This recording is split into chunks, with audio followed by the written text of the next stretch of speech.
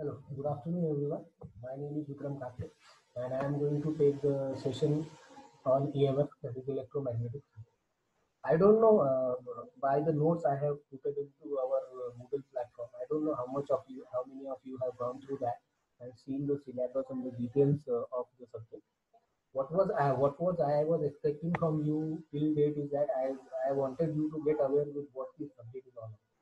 What is electromagnetic field, what you are going to learn inside the electromagnetic field. That is the main part which I wanted you guys to address and I wanted you guys to learn. Okay.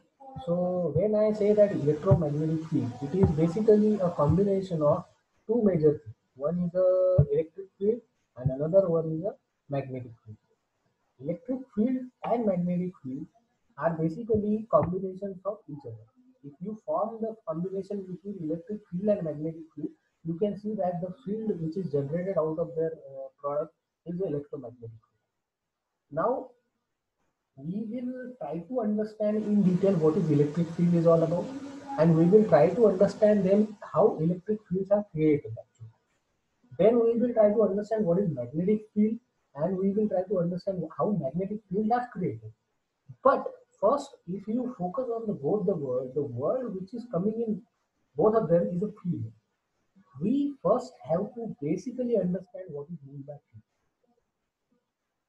As we are very much aware with the basics of physics, fundamental physics, we know one thing that is called as an atom.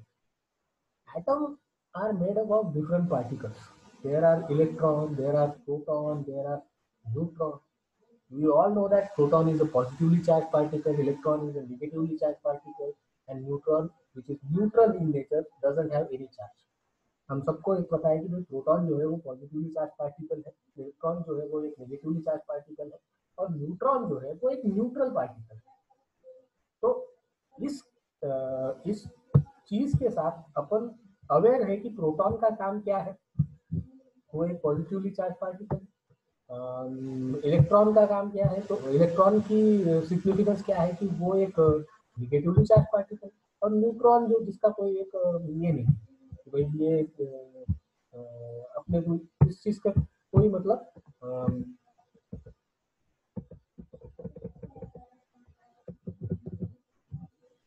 पता नहीं है कि इसका combination क्या है. तो basically electromagnetic field मतलब क्या करता है, it is a combination of electric field with magnetic field. Now, for what this combination is forming, I want you guys to know what is mean by field first.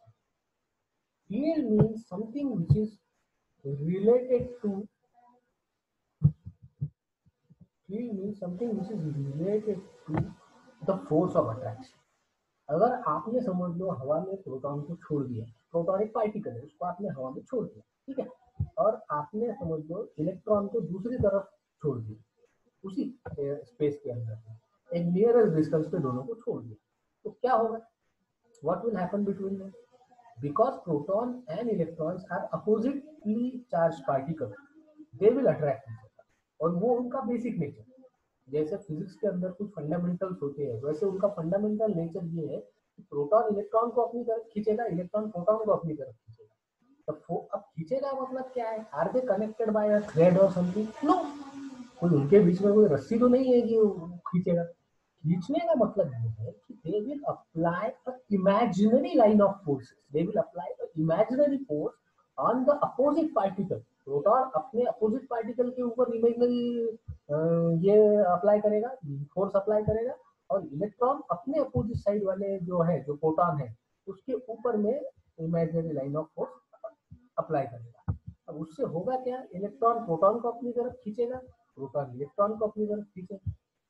इसकी वजह से जो field में ये फोर्स लग रहा है, मतलब समझ लो, 2 मिनट के लिए समझाने के लिए समझा रहा हूँ उसे, इसको थोड़ा सा अपने दिमाग के अंदर में ये करने की कोशिश करो, इमेजिन करने की कोशिश करो कि अगर समझ लो कि अपन ने एक पर्टिकुलर चीज पकड़ी, समझ लो प्रोटॉन इलेक्ट्रॉन को खींच रहा है, तो वो जिस भी फोर्स से खींच रहा होगा उस फोर्स के बारे में तो अपने को पता होना चाहिए कि वो फोर्स कहाँ तक लगता है.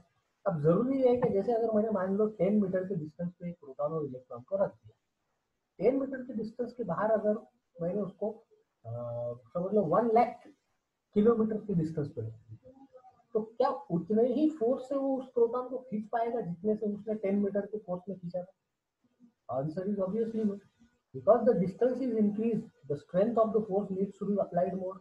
ज्यादा फोर्स से उसको अप्लाई करना पड़ेगा, ज्यादा डिस्टेंस उसको कवर करना पड़ेगा, हो सकता है वो उसको अट्रैक्ट नहीं भी कर पाए।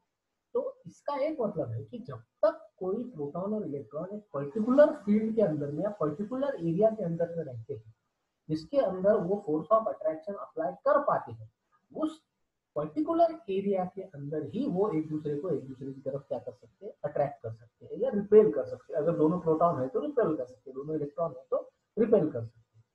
तो this is the main platform और this is the main thing which we have to understand now. When I say that it is a field is nothing but an area। अब मैं इसको टेक्निकली थोड़ा अगर प्रॉपरली डिफाइन करूं तो field का मतलब होता है it is nothing but an area where the effect of forces has been seen. ये एक ऐसा एरिया है, ऐसी जगह है या इतना उतना पार्ट है जहां पे आप इफेक्ट ऑफ फोर्सेस, चाहे वो अट्रैक्शन के फोर्सेस हो चाहे वो रिपल्शन के फोर्सेस हो, उनको देख सकते हो। अगर समझ लो आपने एक पर्टिकुलर रेंज के बाहर दो एटम को रख दिया और वो एक दूसरे के ऊपर कोई फोर्स अट्रैक्ट ही नहीं कर पाए, तो अपन ये नहीं बोल सकते कि वो दोनों एक फील्ड के अंदर आते हैं। तो field is nothing but an area और space where the effect of forces has been seen. Force can be a attraction force, the force can be a repulsion force, but there must be a force between the two particles, and that forces are imaginary. So the field is actually imaginary. No one can count out on the boundaries like this is the boundary under which we can keep the force. Yes, we can have a try and error method. We can try by keeping proton at a constant distance and keeping electron at a certain distance, and we'll move electron from one position to another position to see that how much time or how much distance is covered by electron with the effect of forces. कितनी देर तक electron proton के साथ में वो distance cover कर पा रहा है।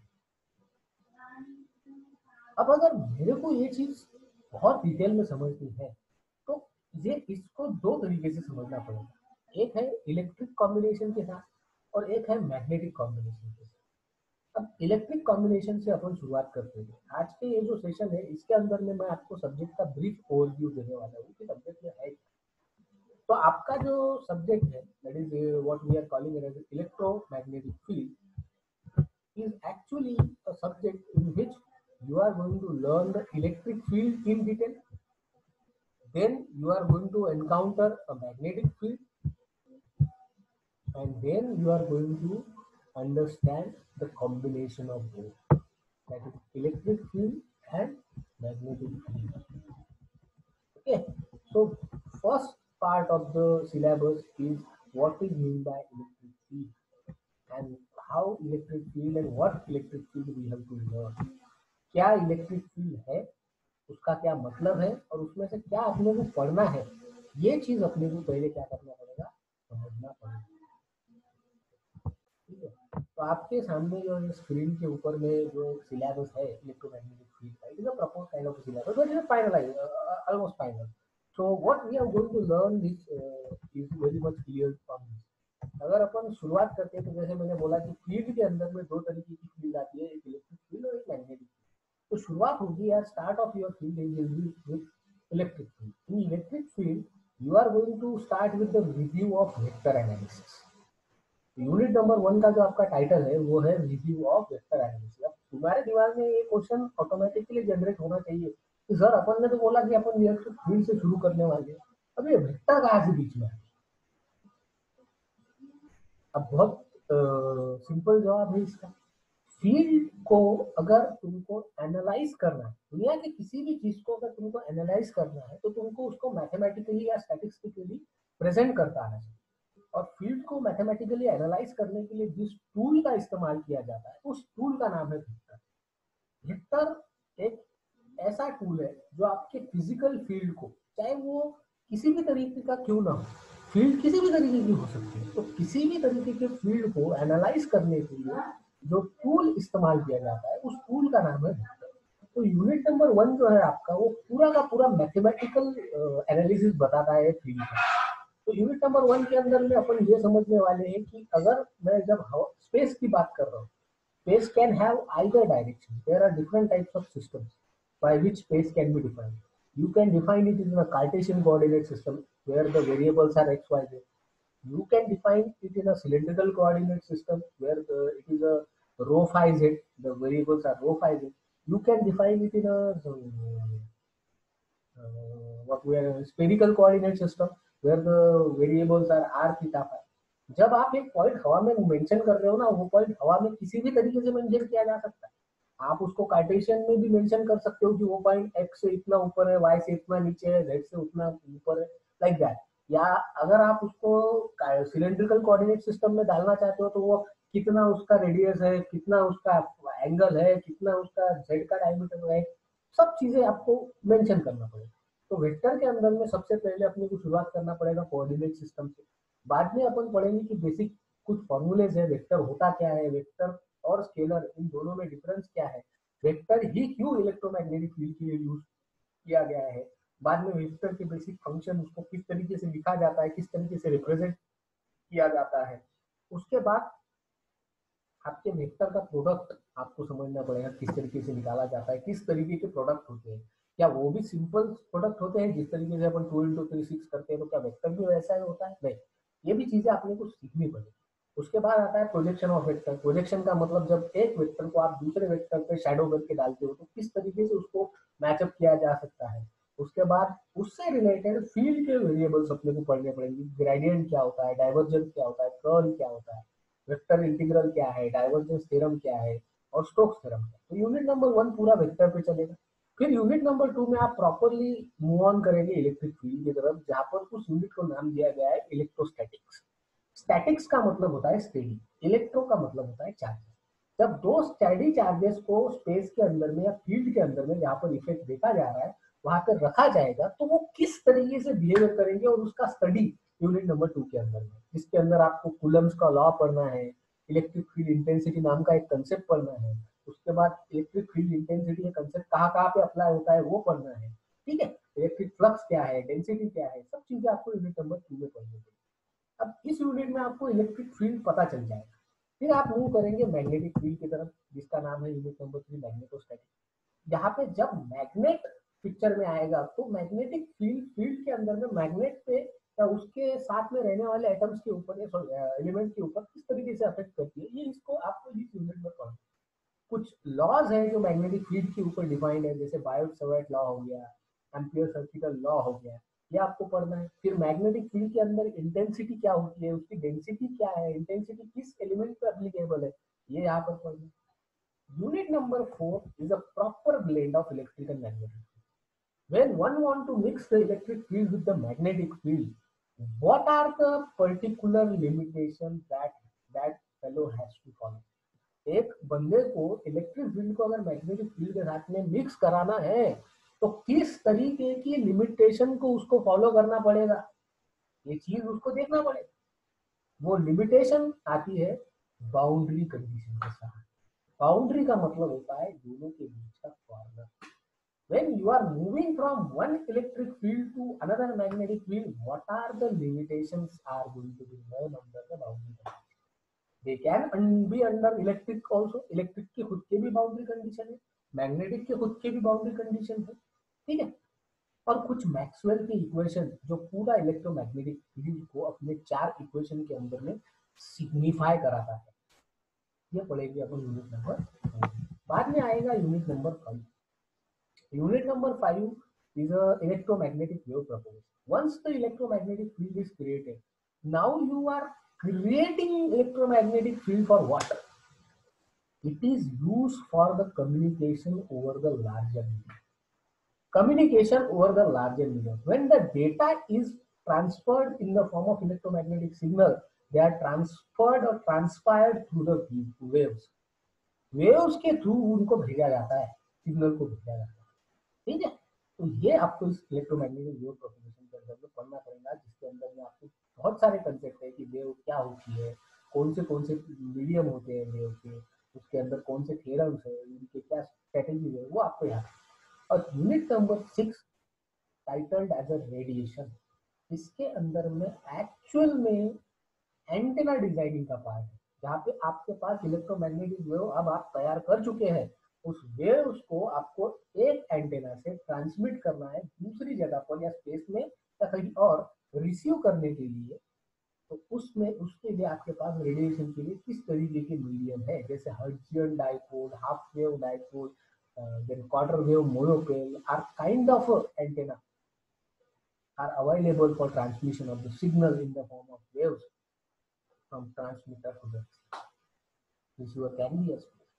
So this is the way by which the syllabus has been organized. Unit number 1 पूरा बात करेगा फील्ड एनालिसिस पे, जिसके लिए जो टूल बना है वो है विक्टर। यूनिट नंबर 2 पूरा बात करेगा इलेक्ट्रिक फील्ड के ऊपर, उसके रूल्स क्या है, उसके रेगुलेशंस क्या है, इलेक्ट्रिक फील्ड होती क्या है, उसके अंदर के पैरामीटर क्या है।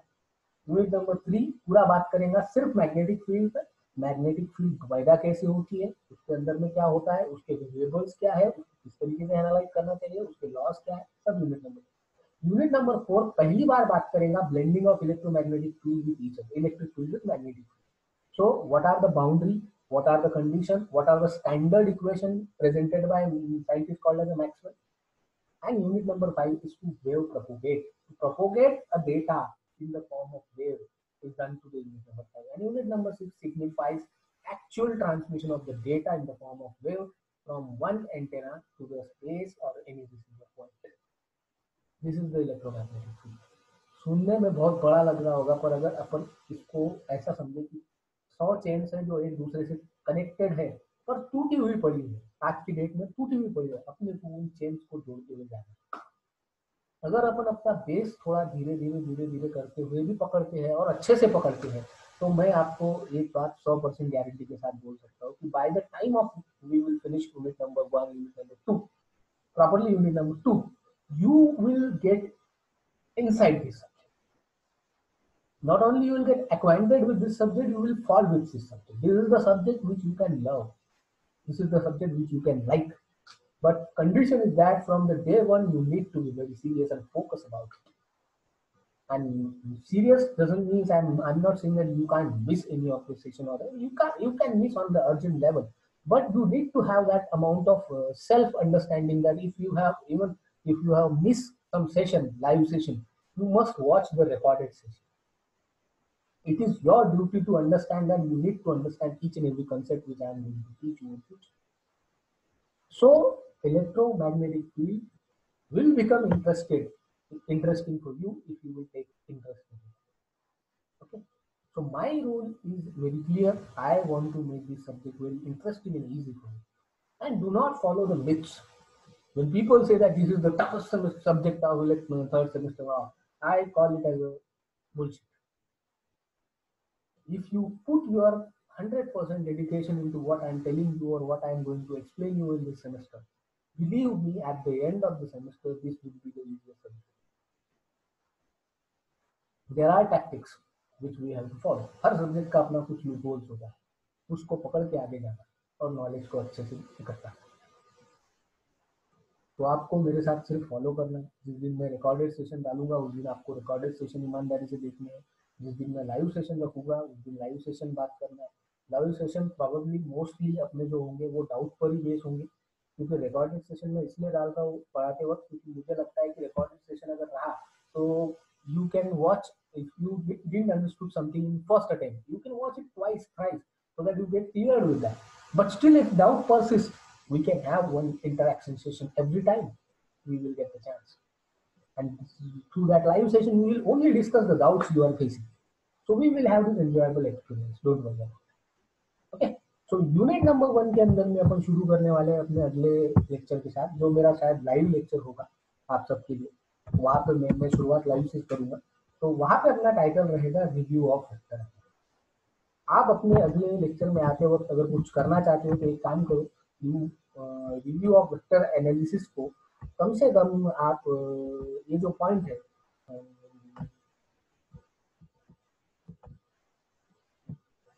Properties, calculation of dot product and cross product, ये जो थर्ड पेज पे जो पॉइंट आता है नोट्स में, notes is already uploaded on Google. इस पर थोड़ा सा देख के आओ, आई एम नॉट सेइंग कि बहुत समझ के आओ, समझाने का काम मैं कर दूंगा, देख के आओ। मतलब जब मैं बोलूंगा ए बार तो आपको कुछ ऐसा नया नहीं लगना चाहिए। You must come by going through it, You must come up with little bit amount of understanding. I'll make sure that you will understand everything. Okay. So here I'm stopping the today's session, and the copy of syllabus is I'm going to post on your group, official group, and rather I will post on our Moodle platform, and then best thing is that notes is already available. So go to that. Okay. Thank you. Thank you for